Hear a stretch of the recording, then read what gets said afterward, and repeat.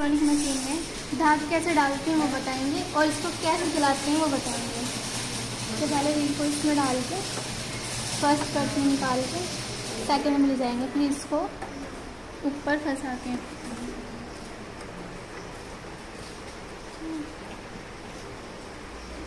इसमें इसको सुई में डालेंगे।